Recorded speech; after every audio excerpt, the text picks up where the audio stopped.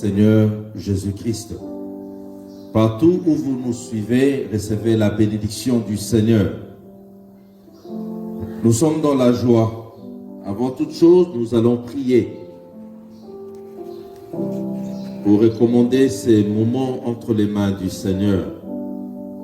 Père, nous te bénissons pour ce moment où ta parole doit être annoncée.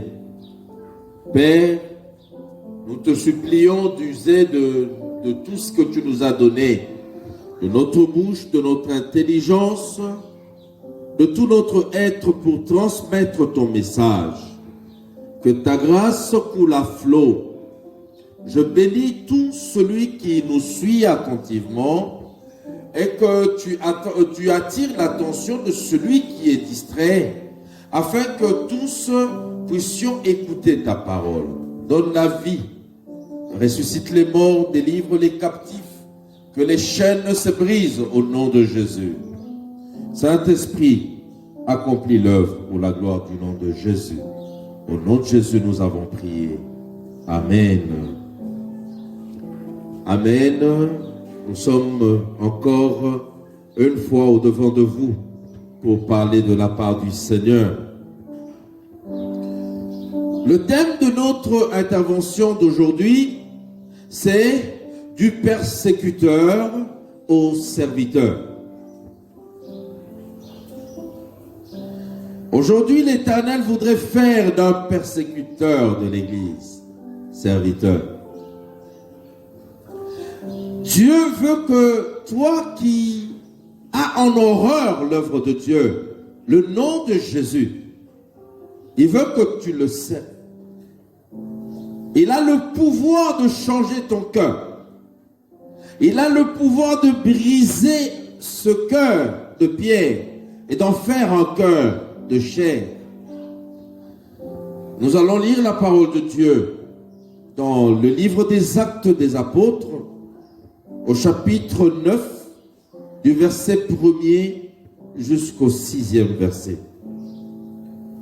Nous lisons la parole au nom de Jésus. Cependant, Saul respirait encore la menace et le meurtre contre les disciples du Seigneur. Se rendit chez le souverain sacrificateur et lui demanda des lettres pour les synagogues de Damas, afin que, s'il trouvait des partisans de la nouvelle doctrine, hommes ou femmes, il les amena liés à Jérusalem. Comme ils étaient en chemin et qu'il approchait de Damas, tout à coup, une lumière venant du ciel resplendit autour de lui. Il tomba par terre et il entendit une voix qui lui disait: Saul, Saul, pourquoi me persécutes-tu? Il répondit: Qui es-tu, Seigneur? Et le Seigneur dit: Je suis Jésus que tu persécutes. Il te serait dur de régimber contre les aiguillons.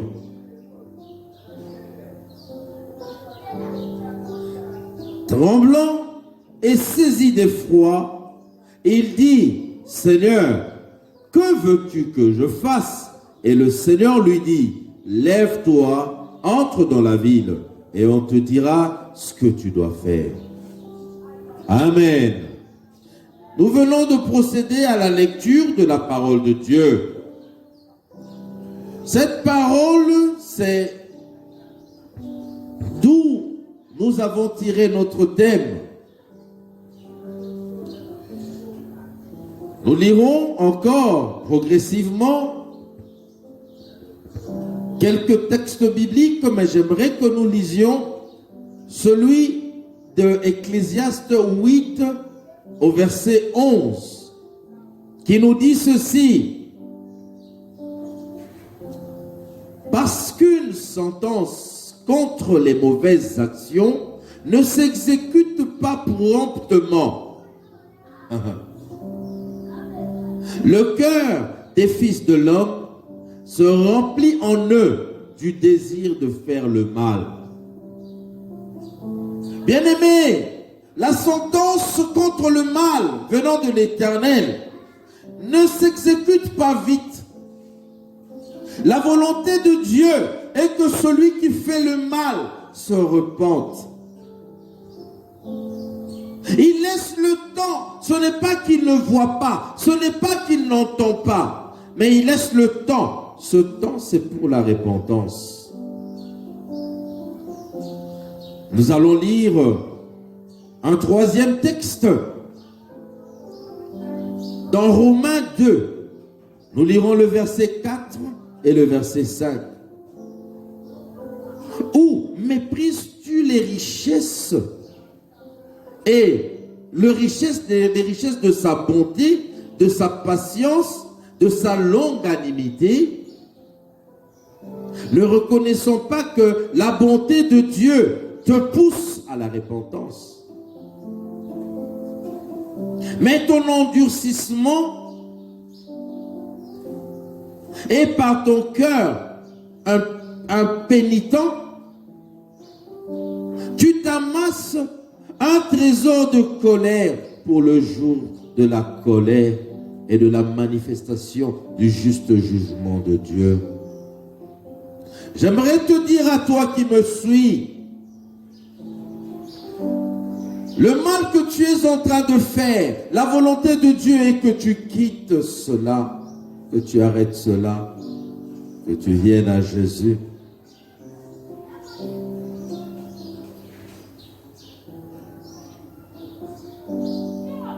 Le texte que nous venons de lire nous parle de l'apôtre Paul. Mais là, il avait encore le nom de Saul de Tarse. Il avait pris le goût de persécution. Il prenait plaisir à persécuter l'Église. Nous verrons comment est-ce que l'apôtre, ce monsieur qui s'appelait Saul de Tarse, avait approuvé la mort d'Étienne, serviteur de Dieu, qui est mort par lapidation. Il avait approuvé cela. Il était là. Nous verrons encore par la suite, là nous sommes au chapitre 8 des Actes des Apôtres,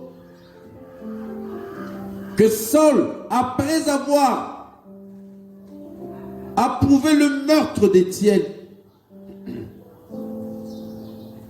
il était zélé au mal. Il courait pour ravager l'église. Il entrait dans des maisons pour en faire sortir les gens. Excusez-moi.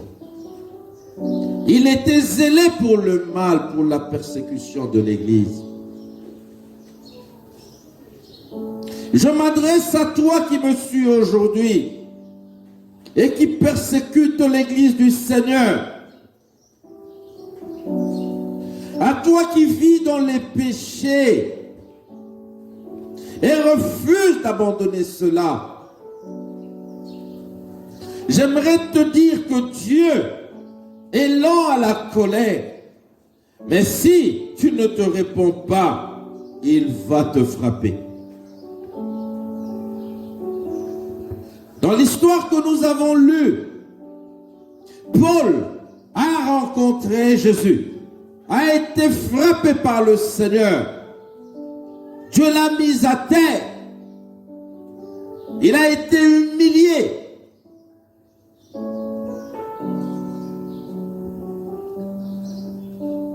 Tu peux arrêter cette vie, bien-aimé. Décide et Dieu te donnera la force d'abandonner cette vie. Nous allons aborder le thème d'aujourd'hui en 3 points. Le premier point,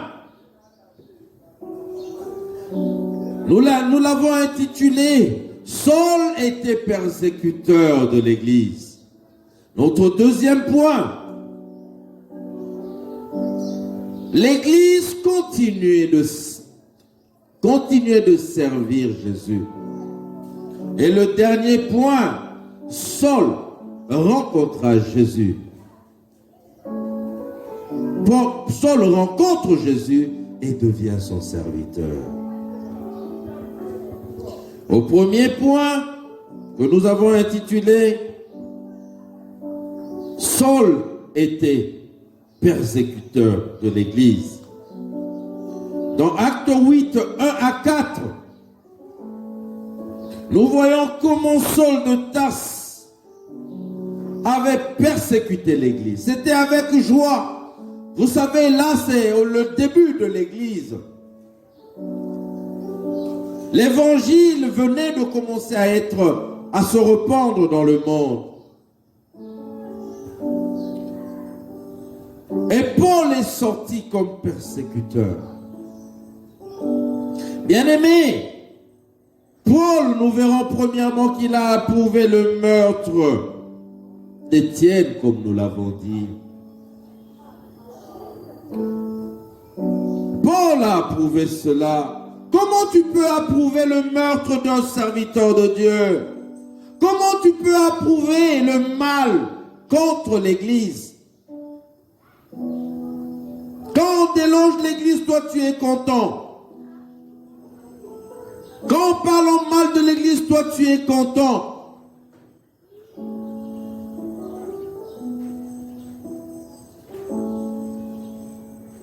Paul, nous verrons encore que Paul s'était décidé d'aller ravager l'Église, d'aller sortir les chrétiens de leur maison, hommes et femmes, les persécuter. Dans Acte 9, 1 à 2, nous verrons, on nous dit là, que Paul respirait le mal contre l'Église. Il respirait encore la menace et le meurtre. Là, Paul était Saul plutôt, était au service du diable. Dieu connaissait cela, Dieu lui laissait le temps de se repentir. Je m'adresse à toi aujourd'hui. Qu'est-ce qui te pousse à de telles attitudes? Tu es décidé à faire le mal. Décidé d'arrêter les chrétiens. Tu excelles en cela. Tu cours même derrière le péché. Toi, tu as pris la décision de séduire les serviteurs et les servantes de Dieu.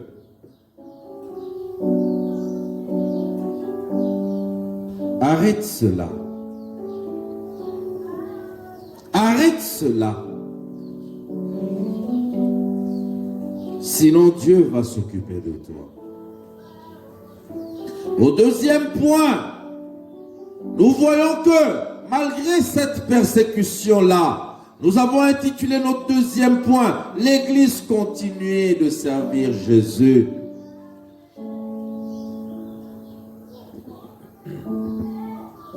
Oui, malgré cette persécution-là, l'Église a continué quand même à aller servir le Seigneur.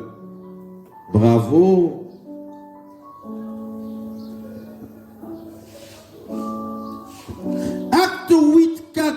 Nous dit que ceux qui étaient dispersés allaient de lieu en lieu annoncer la bonne nouvelle de la parole de Dieu. Ils allaient de lieu en lieu.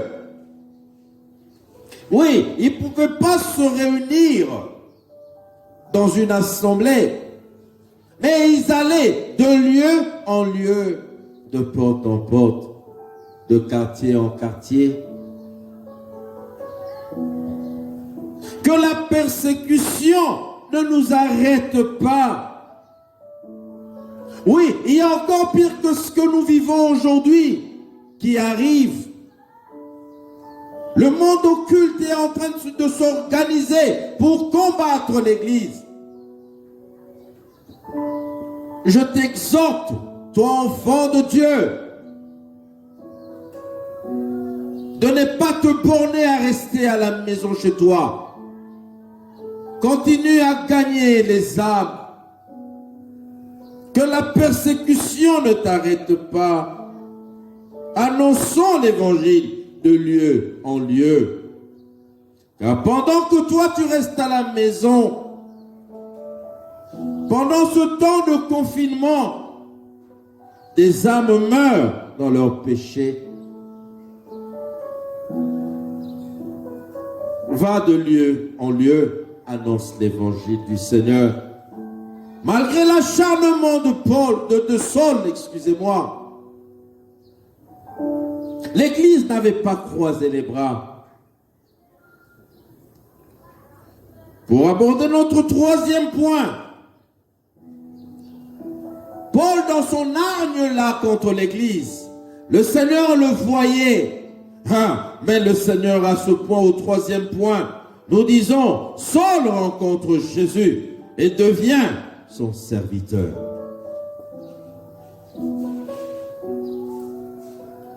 Sur le chemin de Damas, Jésus rencontre Paul, Saul, si vous le voulez bien, et il tombe par terre. L'orgueil du persécuteur est mis à terre. Toi qui persécutes l'Église, le Seigneur Jésus te mettra à terre.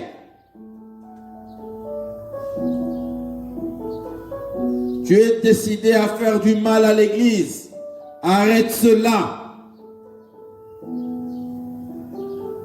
Dans Acte 9, 5, il est écrit, il répondit, qui es-tu, Seigneur? Et le Seigneur dit, je suis Jésus que tu persécutes. Il te serait dû de régimber contre les aiguillons. Vous savez, les aiguillons, ce sont des bâtons. Au bout là-bas, on a mis une épine. Quand on ne veut pas que la bête, la bête qui laboure le champ, si on veut qu'il aille à une direction, on lui met l'aiguillon derrière là. S'il veut reculer, ça le pique, il est obligé d'avancer, d'aller de l'avant. Ici, le Seigneur dit à Paul, tu ne pourras pas régimber contre les aiguillons. Il y avait tellement des aiguillons autour de lui, des aiguillons spirituels, la puissance du Seigneur. Si tu n'arrêtes pas la persécution que tu fais, tu seras mis à terre par le roi des rois. Tu ne pourras pas régimber contre ces aiguillons. Si sur des bêtes, on met peut-être un ou deux, mais je te dis, Dieu sait te contourner d'aiguillons, de telle sorte que tu ne pourras pas bouger. Tu vas fléchir genou. Il est très puissant. Notre Dieu est très puissant. Arrête de persécuter l'Église, toi qui m'entends maintenant. Arrête de persécuter l'Église de Jésus. Arrête ta vie, la vie que tu mènes, cette vie sordide dans le péché. Tu prends plaisir à aller avec les hommes d'autrui, les maris d'autrui, les femmes d'autrui, les enfants d'autrui. Tu voles, tu tues, tu fais le mal. Arrête cela. Arrête cette vie-là.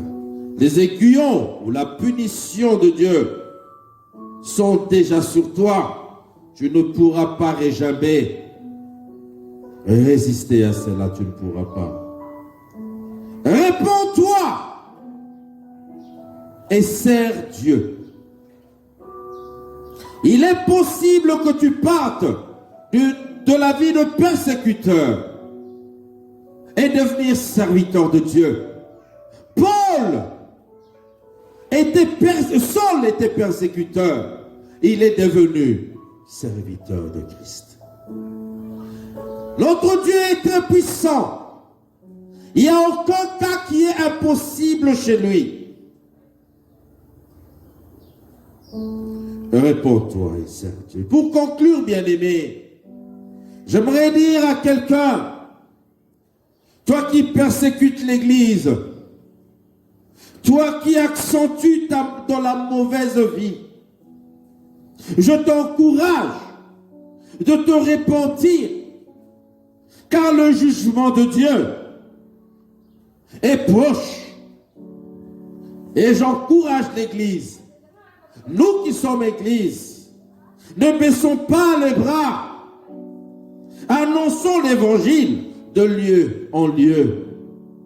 Car les portes des temples ont été déclarées fermées pour un certain temps, pour cause de maladie. Mais le diable continue à agir. Nous devons aller de porte en porte, de lieu en lieu, annonçant l'Évangile. J'aimerais dire à quelqu'un que ce que Dieu a fait avec Saul de Tarse, il peut le faire aussi pour toi, bien-aimé qui me suit maintenant. Notre Dieu peut te changer. Réponds-toi, soumets-toi à Jésus. Il est la réponse à tous tes problèmes. Que Dieu te bénisse, toi qui me suis. Nous allons prier pour clôturer. Père, nous bénissons ton nom. Tu nous as parlé, Seigneur. Seigneur Dieu, ce que tu dis est vrai.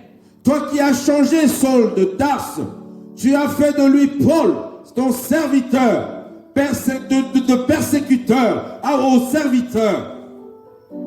Tu peux toucher aussi mon frère et faire de lui un véritable serviteur. Tu peux changer. Tu peux tout changer. Tu peux transformer l'homme. Je te bénis, Seigneur. Au nom de Jésus. Je bénis tous ceux qui nous ont écoutés. Dans le nom de Jésus. Amen.